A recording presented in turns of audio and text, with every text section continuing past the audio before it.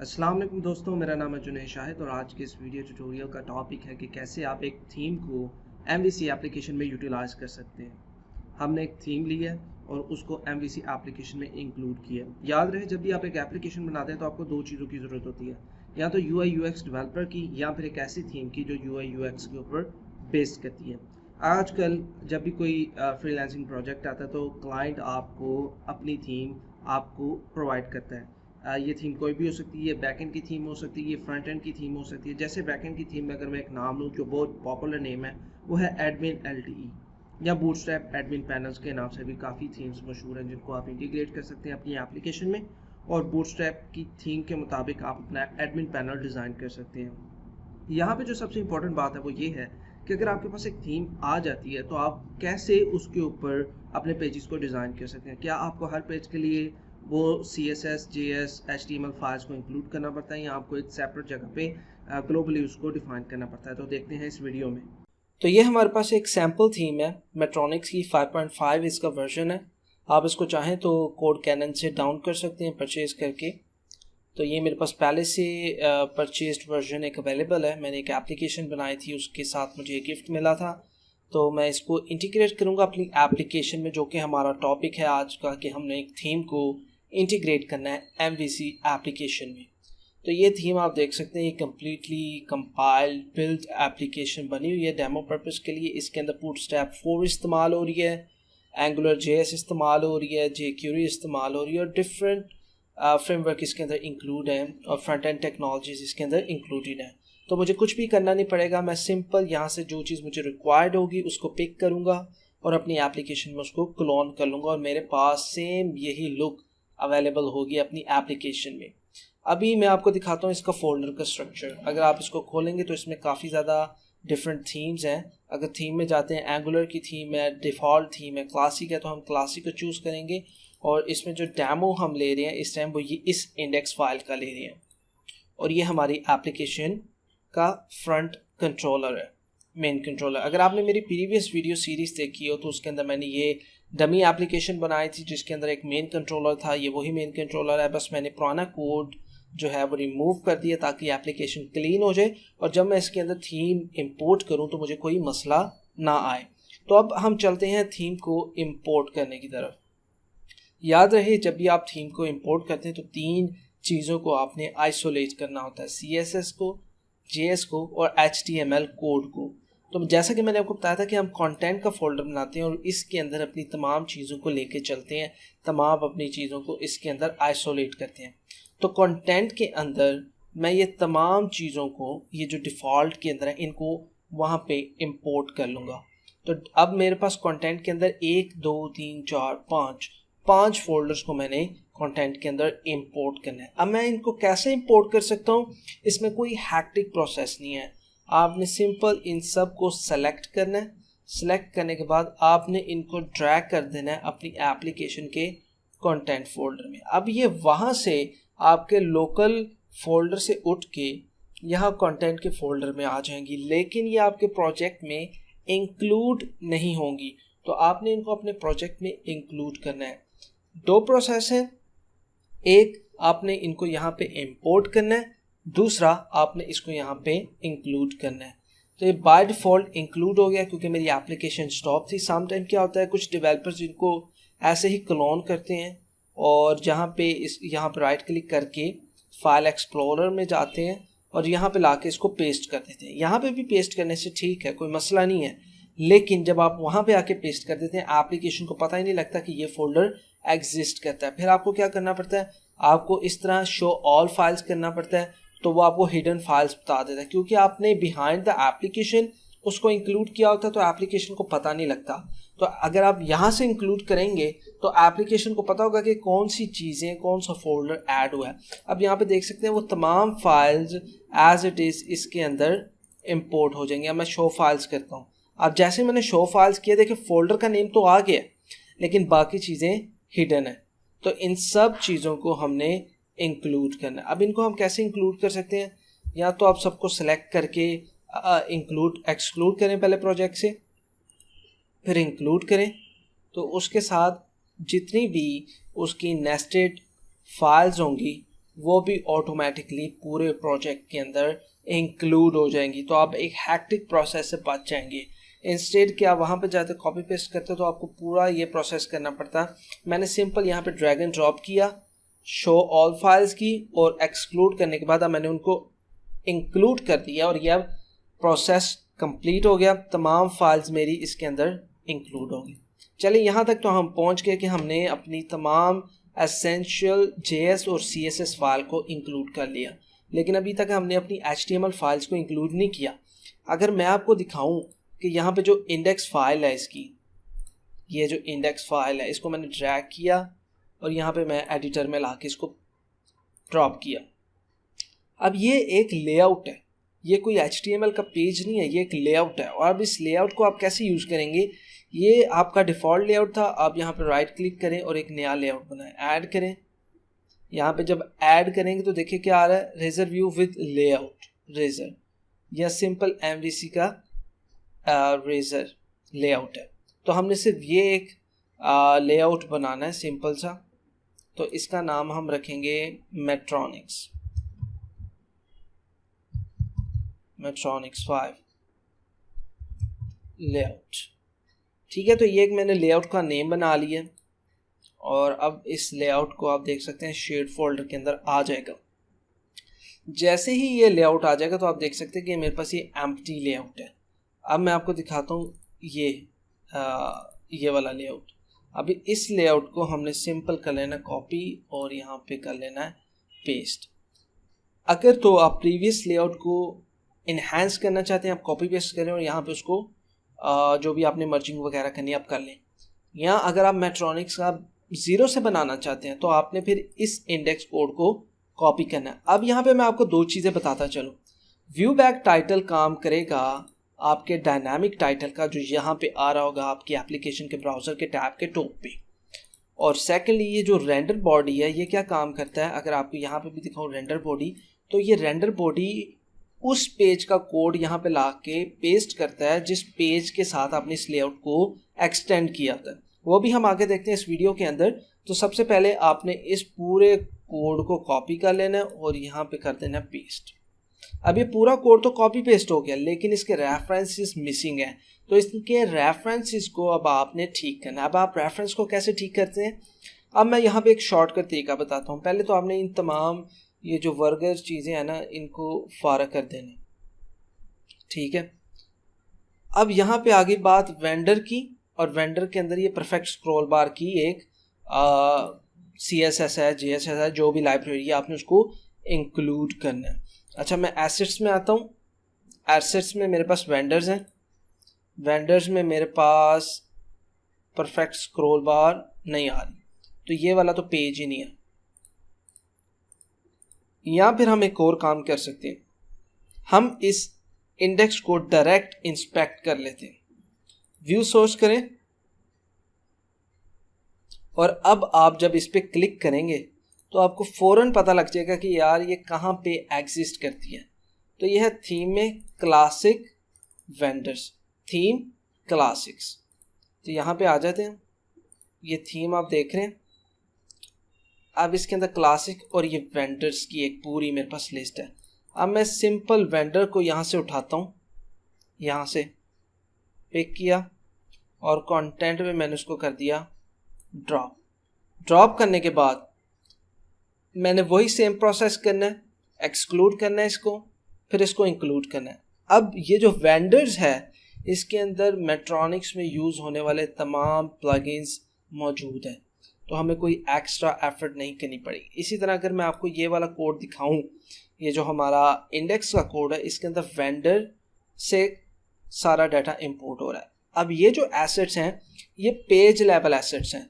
जब भी आप एक किसी थीम को यूज़ करते हैं, अगर वो किसी बंदे के पुत्र ने या किसी प्रोफेशनल बंदे ने बनाई है तो उसके 2 पार्ट होते हैं। पहला पार्ट होता है लोकल और दूसरा पार्ट होता है ग्लोबल।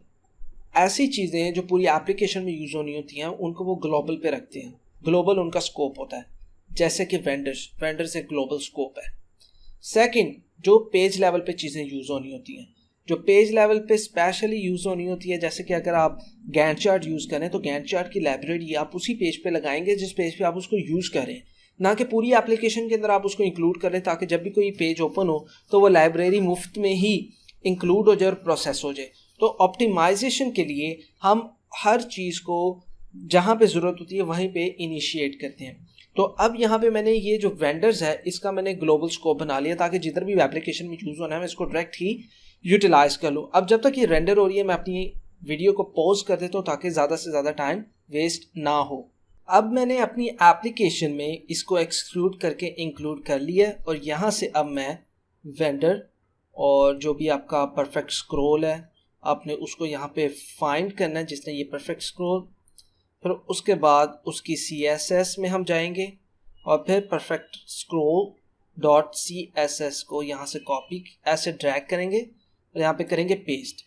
अब यहाँ पे आप देख सकते हैं कि ASP.NET ने या विजुअल स्टूडियो ने उसको ऑटोमेटिकली एडजस्ट कर दिया है और उसका रेफरेंस लिंक बना दिया। अब यहाँ पे हमने किस चीज़ को रिप्लेस करना है, हमने इन ब्रेसेस को रिप्लेस करना है कंटेंट के साथ जहाँ पे वेंडर्स यूज़ हो रहा है। तो अब मैं यहाँ पे क्या करूँगा, यहाँ पे एक शॉर्टकट है Ctrl+Shift+F। जब भी आपने पूरी एप्लीकेशन में सर्च करनी होती है ग्लोबल लेवल पे तो आप इस शॉर्टकट को यूज़ कर सकते हैं और यहाँ पे आप चीज़ों को रिप्लेस कर सकते हैं। अब मैंने रिप्लेस क्या करनी है, मैंने सबसे पहले मैंने क्या फाइंड करना है, तो सबसे पहले मैंने फाइंड करना है इस स्ट्रिंग को और मैंने रिप्लेस किससे करना है, मैंने रिप्लेस करना है इस स्ट्रिंग से। और मैंने कहाँ पे रिप्लेस करना है, तो मैंने करंट डॉक्यूमेंट में उसको रिप्लेस करना है। अब मैं कहूँगा रिप्लेस ऑल, वो पूरी एप्लीकेशन में फाइंड करता है इतने रेफरेंसेस हैं और उनको ओके और लो जी सब कुछ रिप्लेस हो गया। मुझे कोई भी इतनी मेहनत नहीं करनी पड़ी उसको रेफरेंस करने के लिए। अच्छा अब यहाँ पे बात आ गई अब एसेट्स की। सेम इसी तरह पहले तो हमने वेंडर्स को कर लिया, एसेट को क्योंकि हम पहले ही ऐड कर चुके हैं तो एसेट्स के अंदर भी वेंडर्स हैं। तो अब यहाँ पे क्या होगा, पहले है कंटेंट और उसके बाद वेंडर। अब डायरेक्ट ही एसेट के साथ उसने काम चला लेना है। तो Ctrl+Shift+F करना है, हमने फाइंड करना है इस तरह एसेट को फाइंड किया और रिप्लेस हमने कर देना है इसको ऐसे। चलिए जी अब इसको फाइंड करेंगे और ये शायद फाइंड नहीं हुआ। ओके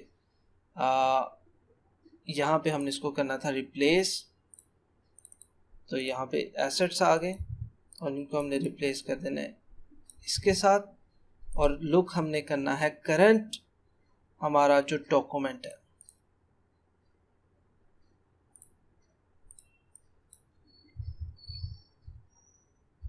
करंट डॉक्यूमेंट ओके ये काम नहीं कर रहा इस टाइम, दोबारा हम करते हैं Ctrl+Shift+F replace current document. Okay तो हमने रिप्लेस करना है एसेट्स को इसके साथ। अब मैं इसको कर देता हूँ रिप्लेस ऑल, तो ये 54 रेफरेंसेस रिप्लेस हो गए। ठीक, अब हमने इस पूरी एप्लीकेशन में एक चक्कर लगा के देखना है कि कहीं पे कोई रेफरेंस मिस तो नहीं, कोई इमेजेस का रेफरेंस, किसी और चीज़ का रेफरेंस। या तो आप यूं कर लें या फिर आप डायरेक्ट इस एप्लीकेशन को एग्जीक्यूट कर दें। अच्छा अब यहाँ पे डायरेक्ट इस एप्लीकेशन को अगर मैं एग्जीक्यूट करता हूँ तो लेआउट मेरा कभी भी डायरेक्ट नहीं चलेगा अनलेस मैं उस लेआउट को डायरेक्ट कॉल ना कर दूँ। तो यहाँ पे लेआउट को डायरेक्ट कॉल करने के लिए मुझे क्या करना पड़ेगा, मैं यहाँ पे एक पेज ऐड करता हूँ। मैं राइट क्लिक करूँगा, आपको पता ही होगा, आपने मेरे वीडियो में देखा होगा कैसे हम एक व्यू को ऐड करते हैं। तो यहाँ पे एक सिंपल सा व्यू ऐड कर लेते हैं और हमने एक स्पेशल लेआउट यूज़ करना है जो हमने बनाया है। जब भी आप एक लेआउट बनाएंगे तो आप उसको डिफाइन करेंगे कि मैंने ये वाला लेआउट यूज़ करना है, यूज़ अ लेआउट पेज, और ये है उस लेआउट पेज का एड्रेस और मैंने इसको कर दिया ऐड। अब जो हमारा व्यू बनेगा वो इस लेआउट को यूटिलाइज करेगा। तो जब भी मैं अपनी एप्लीकेशन को एग्जीक्यूट करूंगा तो वो स्पेसिफिक लेआउट पे जाएगी और रेंडर हो जाएगी। तो अब जब ये एप्लीकेशन एग्जीक्यूट होगी तो आप देखेंगे कि जो हमने अभी अपना मेट्रोनिक्स 5 का लेआउट बनाया वो एज इट इज़ वहाँ पे आउटपुट में आ जाएगा और उसको हम विजुअलाइज कर सकते हैं। तो यहाँ पे अब मैं इसको एग्जीक्यूट करता हूँ अपनी एप्लीकेशन को। हमारा ये एप्लीकेशन एग्जीक्यूट हो चुका है ब्राउज़र पे, आप देख सकते हैं यहाँ पे तो इसमें और जो मेट्रॉनिक्स की थीम है उसमें इस टाइम कोई भी डिफरेंस नहीं है, लेकिन डिफरेंस ये है कि ये वैसे स्टैटिक चल रही है और ये डायनामिकली MVC के ऊपर बेस करती है। तो देख सकते हैं कोई भी डिफरेंस नहीं है यहाँ पे। ये हमारी एप्लीकेशन है ESP.NET MVC पे चल रही है, लेकिन यहाँ पे तमाम पेजेस को मैंने कन्वर्ट नहीं किया, अभी मैंने सिर्फ मेन पेज जो इंडेक्स पेज है उसको कन्वर्ट किया है। इस तरह से अगर आपने किसी भी पेज को कन्वर्ट करना है आप उसको यहाँ पे ऐड करें और उसकी CSS HTML वगैरह को यहाँ पे आप रेंडर कर सकते हैं इजीली। मैं एक और पेज बना लेता हूँ, लॉगिन का बना लेते हैं यहाँ पे, जो कि सबसे ज़्यादा आसान है। अगर मैं कस्टम पे जाता हूँ, यहाँ से मैं कस्टम का ओपन करता हूँ, तो ये कस्टम का अगर मैं पेज खोलूँ तो यहाँ पे यूज़र पेजेस आ रहे हैं और एक ये लॉगिन का पेज है, मेरे पास एक एग्जाम्पल पेज है, ठीक है। और इसको बनाने के लिए मैं क्या करूँगा, अपने पास सिंपली अगर ये थीम यहाँ पे इनहेरिट हो चुकी है मेरी एप्लीकेशन में, मैं इसको बंद कर दूंगा, सब कुछ मैं क्लोज कर दूंगा। ये स्टॉप की एप्लीकेशन। यहाँ पे सिंपल मैंने अब एक इंडेक्स एक्शन रिजल्ट बनाना है। इंडेक्स को कॉपी कर लेता हूँ, एक्शन रिजल्ट बनाता हूँ और उसका नाम रख देता हूँ लॉगिन। और अब मैं यहाँ पे राइट क्लिक करके इस लॉगिन को ऐड कर लेता हूँ, ठीक है। अब मैं करूँगा ऐड व्यू। ओके जी, लेआउट हम यही यूज़ करना चाहते हैं, यही लेआउट होगा, ठीक है। ये मैंने लेआउट कर लिया। अब यहाँ पे एक इम्पॉर्टेंट बात जो अंडरस्टैंड करने वाली ये है, ये जो हमने इसको कॉल किया ना, ये पूरे का पूरा लेआउट है, ये कोई व्यू नहीं है। तो अब मैं क्या करूँगा, इसमें से इतना पोर्शन डिलीट कर दूंगा। अगर आप लॉगिन का पेज देखें तो लॉगिन के पेज पे तो कुछ भी नहीं है, तो हम ऐसा करेंगे कि हम डायरेक्ट ही लॉगिन का पेज बना लेंगे और उसमें कोई भी व्यू को कॉल नहीं करेंगे, क्योंकि अब यहाँ पे व्यू नहीं आ रहा। अगर आपका ऐसा पेज है जिसके अंदर आपने बाउंड्री यही रखनी है, यानी कि साइड बार यही और ऊपर वाला टॉप बार यही हो, लेकिन इंटरनली डाटा को चेंज करना है, तब आप यूज़ करेंगे लेआउट। एल्स आप हर पेज की अपनी ही HTML रखेंगे। तो अभी यहाँ पे मैं क्या करूँगा, मैं सिंपल जाऊँगा इस थीम में जहाँ से मैंने अपना डाटा उठाना है, डेमो में आ गए, डेमो से डिफ़ॉल्ट में, और जहाँ पे भी वो पेज का डाटा पड़ा हुआ है, जहाँ मर्जी पड़ा हुआ है, आपने क्या करना, आपने सिर्फ राइट क्लिक करके उसका व्यू सोर्स ले लेना। अब मैं सोर्स को यहाँ पे अपने पास रख लूँगा व्यू में, और जस्ट इसके रेफरेंसेस को मैं चेंज कर दूँगा। तो इसमें कोई भी बड़ी रॉकेट साइंस नहीं होगी। ये मैं रेफरेंसेस यहाँ पे ले आया हूँ।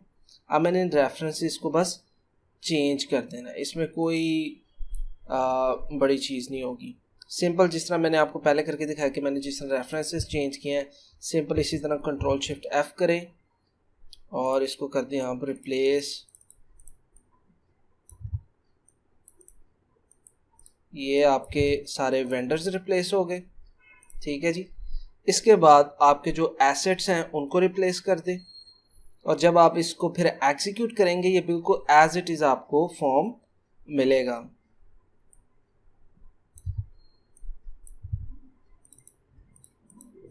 ये मैंने इतना कॉपी किया, यहाँ पे पेस्ट करके मैं इसको रिप्लेस कर लूँगा और इसको सेव करने के बाद मैं कर दूंगा एग्जीक्यूट। तो ये हमारा पेज अब ओपन हो गया है MVC एप्लीकेशन में, और एक तरफ हमारे पास पेज है ये वाला जो कि एक स्टैटिक पेज है, डायनामिक नहीं, और ये एक डायनामिक पेज है जिसके अंदर हम अब डाटा को प्रोसेस करवा सकते हैं सर्वर के ऊपर। तो हमने इस वीडियो में ये देखा कि कैसे हम एक सिंपल स्टैटिक थीम को अपनी MVC एप्लीकेशन में बिल्ड कर सकते हैं और डायनामिक पेजेस को डेवलप कर सकते हैं। मैं उम्मीद करता हूँ ये वीडियो आपके लिए काफ़ी इन्फॉर्मेटिव होगी। अगर आपको इसमें कोई भी फ्लॉ नज़र आए तो आप मेरे साथ ज़रूर उसको शेयर करें कमेंट के थ्रू। आप मेरा फेसबुक पेज सब्सक्राइब कर सकती हैं, मेरा यूट्यूब चैनल सब्सक्राइब कर सकते हैं, और मुझे लिंक्डइन पे ऐड करना मत भूलिएगा। अल्लाह हाफ़िज़।